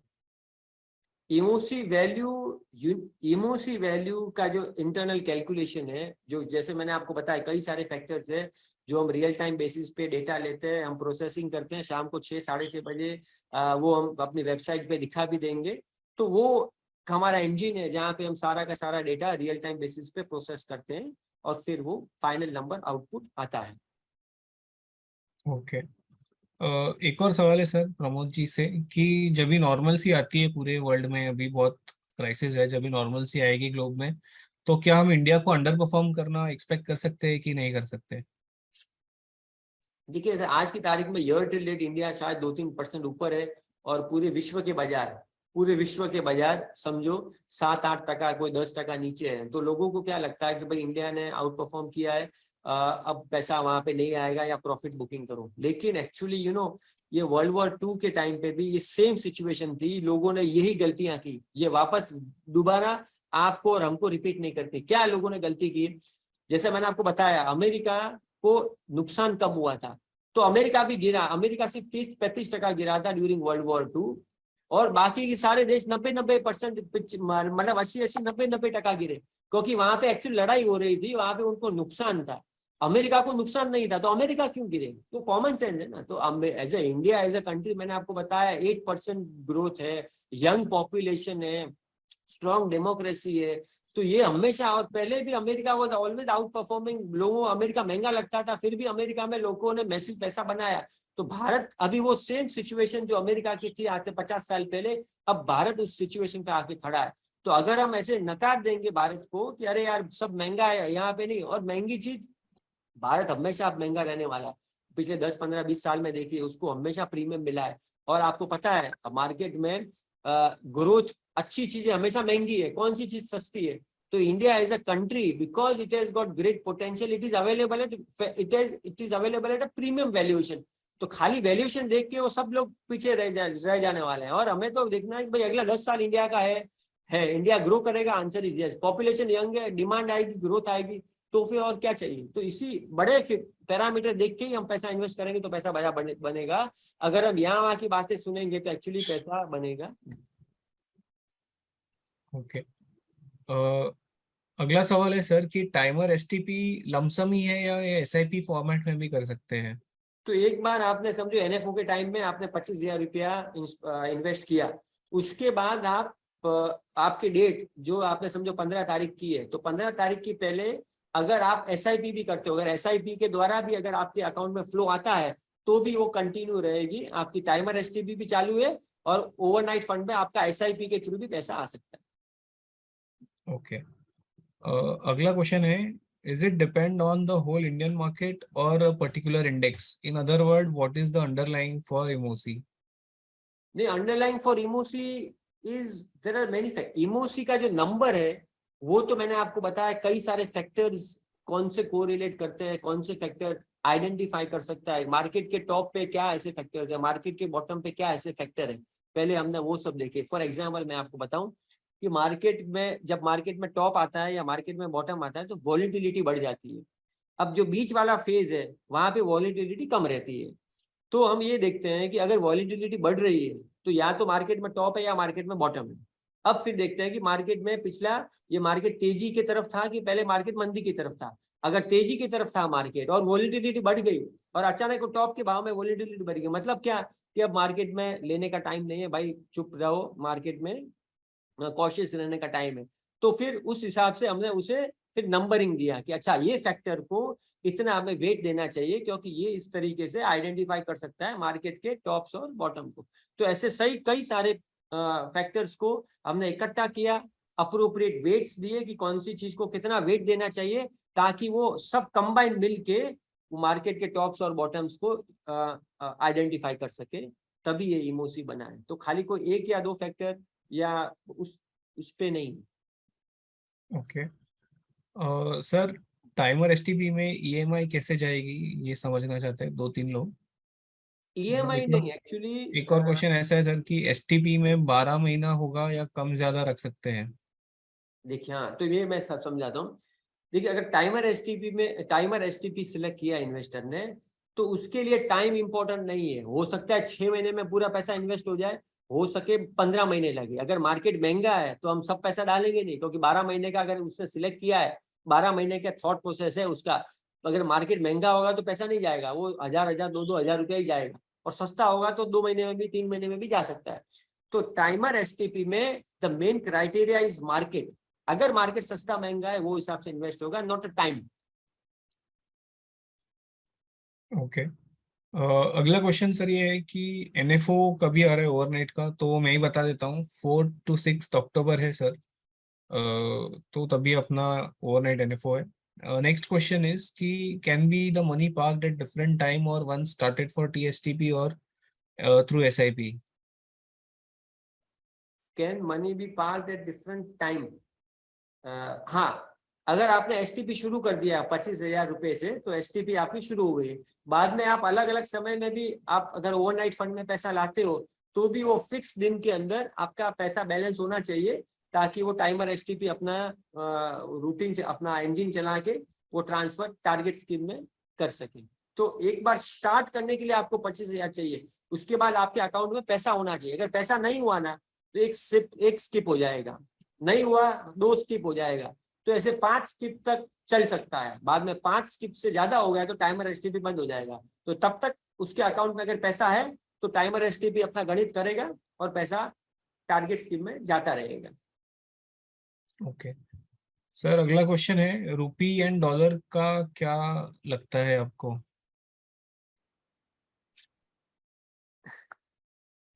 अभी देखिए ऐसा है कि रूपी डॉलर ऐसे तो काफी अति हो चुका है। अति इन सेंस कि they have gone too far on one direction, और नेचर्स लॉ है। तो ये भी हमारे इमोसी में हमने दिया है कि मीन रिवर्जन। अल्टीमेटली कोई चीज बहुत ज्यादा हो जाती है तो वापस आती है, और बहुत अगर नीचे अति हो जाती है तो वापस बाउंस बैक होती है। तो ये ना 6-7% की रन रेट है अपने रुपी डेप्रिसिएशन की। तो ये 6-7% मोटा मोटी से इससे ज्यादा, मतलब ये 10-30 साल का ये एवरेज नंबर है। तो कभी कभार ये थोड़ा ज्यादा भी होता है, कभी कभार कम भी होता है। तो broadly I think we are done. मतलब अभी इससे ज्यादा ठीक है, 1-2 रुपया और हो सकता है, लेकिन अब ज्यादा गुंजाइश नहीं है। तो गिरने की गुंजाइश ज्यादा है, मतलब डॉलर गिरने की गुंजाइश ज्यादा है। रुपी अभी अप्रिशिएट, मतलब उतनी घबराहट नहीं है। अभी 81-82 हो गया है, हो सकता है 1-2 और भी चला जाए, 1-2 रुपए, मगर बहुत ज्यादा जगह अब नहीं है। ओके सर, अगला क्वेश्चन है कि टाइमर एसटीपी का जो फर्स्ट इंस्टॉलमेंट रहेगा उसके और पैसा पार्क करने में कितना मिनिमम डेज का गैप होना चाहिए? कम अगेन वापस बोलो। सो अगर पैसा पार्क करा मैंने ओवरनाइट में, तो उससे उस दिन से लेके कितना दिन के अंदर अंदर मैं टाइमर एसटीपी शुरू कर सकता हूँ, टाइमर एसटीपी का डेट रख सकता हूँ for the transfer to the target? ये तो मैं रीफ्रेम करता हूँ।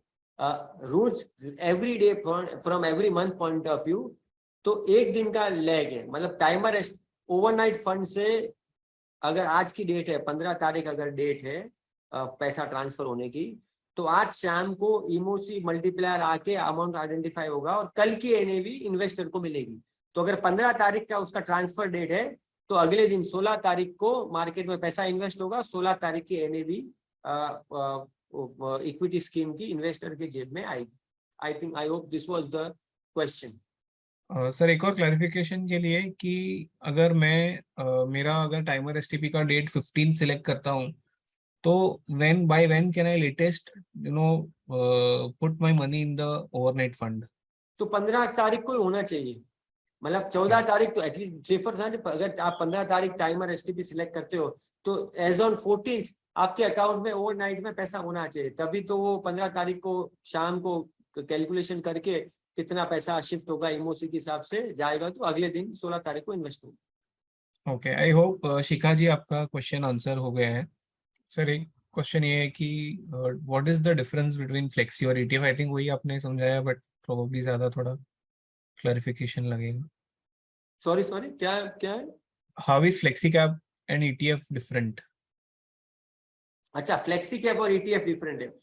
देखिए ऐसा है कि ईटीएफ में, एक्सचेंज ट्रेडेड फंड में, समझो निफ्टी 50 है, तो निफ्टी 50 में जो शेयर्स है, जो प्रपोर्शन है, उस हिसाब से इन्वेस्टर उस कंपनियों की मालिक बन जाता है। मतलब as a composition of Nifty 50, मतलब जो 50 शेयर्स है वो समझो इनडायरेक्टली वो प्रपोर्शन में 50 कंपनियों का मालिक इन्वेस्टर बन गया है। अब उसमें कई सारी ऐसी कंपनी है, मतलब वो इंडेक्स है, मतलब ये ईटीएफ। फ्लेक्सी कैप में हमने उसमें से गिन पिक एंड चूज किए हैं कि भाई हमें स्टेट बैंक नहीं चाहिए। जैसे मैंने आपको बताया कि भाई ये तो हमारी फिलोसफी क्या है, we want to focus on this, तो हमने बजाज फाइनेंस लिया जो ग्रोथ ज्यादा है।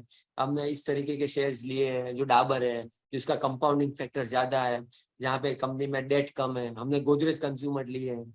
तो अगर निफ्टी 50 है तो वो एक जमावड़ा है, मतलब एक भीड़ है, वो पूरी की पूरी भीड़ आपने इकट्ठा कर ली। उसमें कुछ अच्छे भी है, कुछ खराब भी है। ये जो है ना पिक एंड चूज है, वो जो जिसे हम कहते हैं एक्टिव मैनेजमेंट। तो हमने सिर्फ वही पिक एंड चूज किए हैं जो अच्छे है, फंडामेंटली साउंड है, जिसके पास स्ट्रॉन्ग बैलेंस शीट है, कैश फ्लो जनरेशन जिसके पास अच्छा है, जिसके पास प्राइसिंग पावर है, जिसका कंपाउंडिंग फैक्टर हाई है। तो ऐसे अच्छे अच्छे शेयर्स हमने लिए हैं, तो ताकि हम जब हम लंबा रखें तो इन्वेस्टर को मार्केट से ज्यादा रिटर्न मिले, क्योंकि जब एवरेज और अबव एवरेज में जब वो मिक्सअप हो जाता है तो वो इंडेक्स है। And we have an option, so we have curated a portfolio which of great companies जहाँ पे हमारे स्पीड फैक्टर ज्यादा है। तो उस तरीके से हमने पोर्टफोलियो सिलेक्ट किया है जिसमें वैल्यूएशन भी रीजनेबल है। तो हम कैश फ्लो बेसिस पे देखते हैं कि कहाँ पे कंपनियां कैश फ्लो जनरेट कर रही है, कि पैसा अटक तो नहीं जा रहा है किधर के डेट में और रिसीवेबल में, कंपनियां पैसा बना रही है, री इन्वेस्ट कर रही है, रिटर्न ऑन कैपिटल कंपनी की हाई है। तो ये सारे के सारे फैक्टर्स आज नहीं तो कल या आगे, मतलब ये नंबर में दिखेगा ही दिखेगा। स्टॉक और स्टॉक प्राइस बढ़ेगा तो एनएवी बढ़ेगी। तो इस तरीके से इन्वेस्टर को पेशेंस रखना चाहिए और पैसा अच्छी कंपनी में ही बनेगा। वॉरेन बफेट ने भी आप देख लो, अपना S&P 500 ने 10% दिया, वॉरेन बफेट ने 20% कमाया है पैसा, और उसका जो टॉप 10 पोर्टफोलियो टॉप 10 इज 80%। तो तभी जाके पैसा बनेगा, जब आप अग्रेसिव बेट लेंगे, अच्छी अच्छी कंपनी में पैसा डालेंगे तो ही जबरदस्त रिटर्न दिखेगा। शिखा जी का सर वो क्वेश्चन क्लियर नहीं हो पाया है। उन्होंने पूछा है कि सपोज वो 10 लाख रुपया पार्क करती है 20 अक्टूबर को, तो वो सबसे क्लोजेस्ट डे टाइमर एसटीपी के लिए कौन सा सिलेक्ट कर सकती है? तो I think 21 October can be selected as the timer STP date, first date. क्योंकि मैडम एक दिन का गैप होता है रिडेम्पशन का, तो एक दिन का ओवरनाइट फंड से रिडीम होके टारगेट स्कीम में इन्वेस्ट होगा, which is just 1 days life. तो आप एक दिन के बाद भी टाइमर एसटीपी का ईएमआई सिलेक्ट कर सकते हैं। Hopefully I have answered your question. Sir, next question is to जज any fund what is desirable to see, category beat करना चाहिए या बेंचमार्क बीट करना चाहिए? अभी ऐसे तो आप लोग इंडस्ट्री में हो और कई लोगों ने आपको सिखाया भी होगा, पढ़ाया भी होगा, लेकिन वी एज मैन्युफैक्चरर, मतलब आज हम इस यहाँ पे जब हम बैठे हैं तो हम क्या देखते हैं? टू बी ऑनेस्ट, हम ये देखते हैं कि कैटेगरी को बीट कर रहा है कि नहीं। ये सब हो सकता है शॉर्ट टर्म मैनेजमेंट भी हो, लेकिन इवेंचुअल फोकस अगर इन्वेस्टर को हम लिख के दे रहे हैं उसमें नीचे कि this for long term capital appreciation, जो नीचे जो मैंडेट है जहाँ पे सीड और स्कीम हम जब पढ़ते हैं तो this for long term growth appreciation. तो यहाँ पे क्या हो रहा है कि फंड मैनेजर का फोकस क्लियर होना चाहिए कि I want to build wealth for my investor, और वो अच्छे चुन लेते। चलो मैं दूसरी अब एक अलग हट के बात करता हूँ। अभी क्या हो रहा है कि अगर मुझे टॉप 10, मुझे टॉप क्वार्टाइल में दिखता है या मुझे टॉप परसेंटाइल में आना है, तो फंड मैनेजर क्या करेंगे? सिक्लिकल ले लो, क्योंकि सिक्लिकल का स्टैंडर्ड डिविएशन ज्यादा रहता है, अल्फा ज्यादा रहता है, फटाफट बढ़ेगा, 50% बढ़ गया, 60% बढ़ेगा, 70% बढ़ेगा। तो अगर मैं सिक्लिकल पोर्टफोलियो लेता हूं तो मेरे फंड की एनएवी जल्दी बढ़ेगी, फंड की एनएवी जल्दी बढ़ेगी तो मैं टॉप में आ गया, तो मेरा परफॉर्मेंस जबरदस्त आ गया compare to also even benchmark या फिर कैटेगरी। तो पूरी कैटेगरी में मैंने अच्छा रिटर्न बनाया। अरे भाई, लेकिन किससे रिटर्न बनाया? What was the underlying, that is what we have to analyse. कि तूने सिक्लिकल लेके अगर तूने रिटर्न बना दिया तो वो तो टेम्पररी है, क्योंकि वापस टाटा स्टील 50%, 40% नीचे गिर गया। इन्वेस्टर का मैंडेट क्या था? इन्वेस्टर ने बोला कि मेरे को लॉन्ग टर्म में पैसा बना के दे। ये तो तूने शॉर्ट टर्म ट्रेडिंग वाले बैट लेने लगे। तो this is very important for any investor to understand what is the underlying portfolio that is creating that value return for me। तो ये जानना बहुत जरूरी है। क्या ऐसे शेयर्स है जो धीरे धीरे पैसा कंपाउंड कर रहे हैं और खराब समय भी आने वाला है, दिन के बाद रात आने वाली, तो क्या रात आएगी तो क्या जोर से शेयर मेरा पोर्टफोलियो गिरेगा या कम गिरेगा? तो ये जो सिक्लिकल है, जब खराब समय आए तो 50, 60, 70% गिर जाएगा। मैं आपको एग्जांपल देता हूँ वॉरेन बफेट का भी। वॉरेन बफेट ने सितंबर 2007 में कंपनी खरीदी थी कॉनोकोफिलिप्स। अभी कॉनोकोफिलिप्स ऑयल एंड गैस कॉन्ग्लोमरेट, अभी ऑयल का भाव तो सिक्लिकल है, ऊपर नीचे होता है। तो उन्होंने गणित किया कि इतना बिलियन बैरल का कंपनी में रिजर्व है, $140 का वो टाइम पे क्रूड ऑयल का भाव था 2007 में, मल्टीप्लाई करो, कंपनी की वैल्यू ज्यादा, मार्केट कैप छोटी है, इन्वेस्ट करो। तो उन्होंने इन्वेस्ट किया और जैसे 2009 में भाव गिर गया तो 60% कंपनी का भाव गिर गया। अब 60% भाव गिर गया और मार्केट तो सिर्फ 45% गिरा।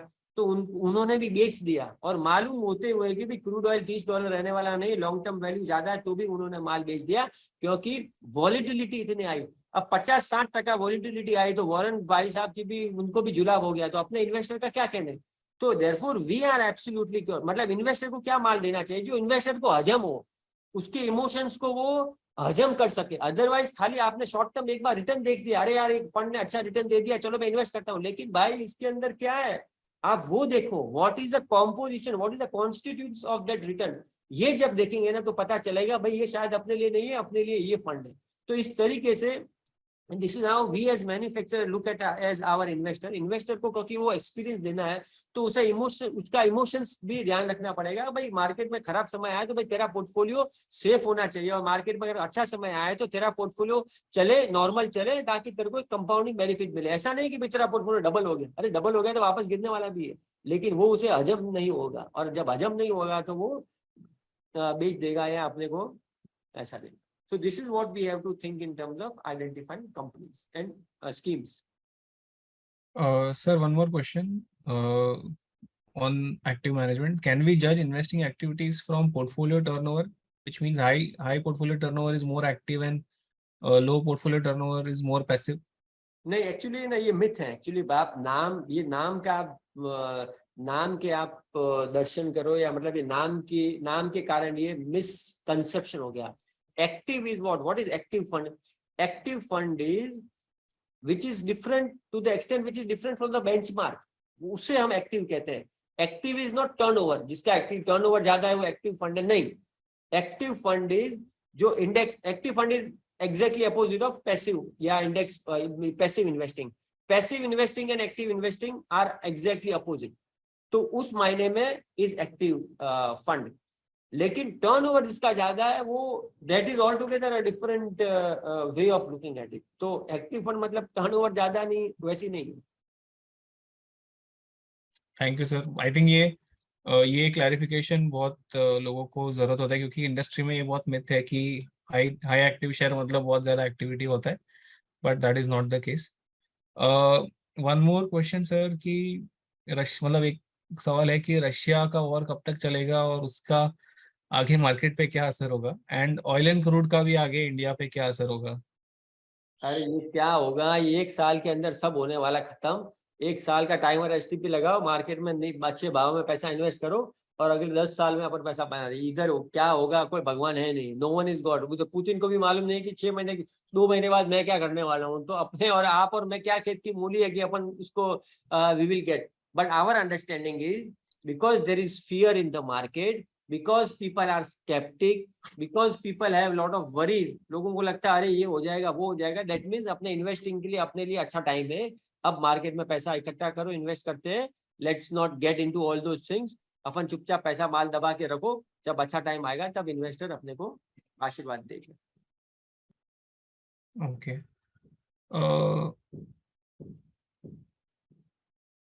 आई think sir that's it, all questions are done. It was a great session. Thank you all for your kind support, and I hope आप सभी समझ गए होंगे। और लमसम पैसा मतलब मैं एक और मैं छोटी बात कहता हूँ कि पूरे देश में एक ऐसा देश है जहाँ पे रियल एस्टेट प्राइस गिर रहे हैं, और वो है रियल एस्टेट प्राइस गिरते हैं, वो है जापान। क्योंकि वर्ल्ड वॉर 2 के बाद जापान एक ऐसा देश था जहाँ पे उसको मकान फटाफट बनाने थे, फटाफट बनाने के चक्कर में रियल एस्टेट में डेप्रिसिएशन आया।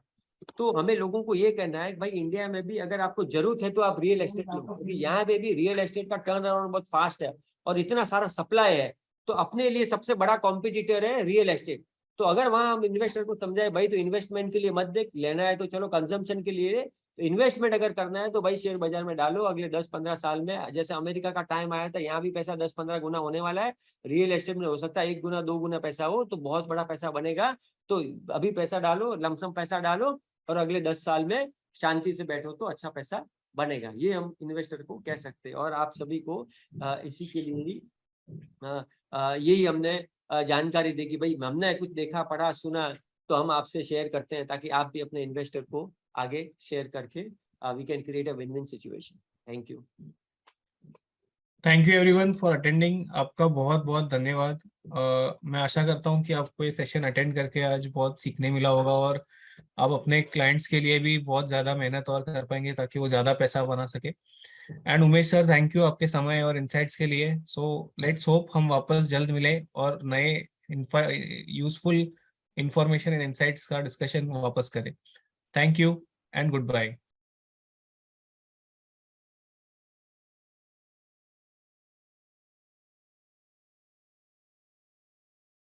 म्यूचुअल फंड निवेश बाजार के जोखिमों के अधीन है। योजना से जुड़े सभी दस्तावेजों को ध्यान से पढ़ें।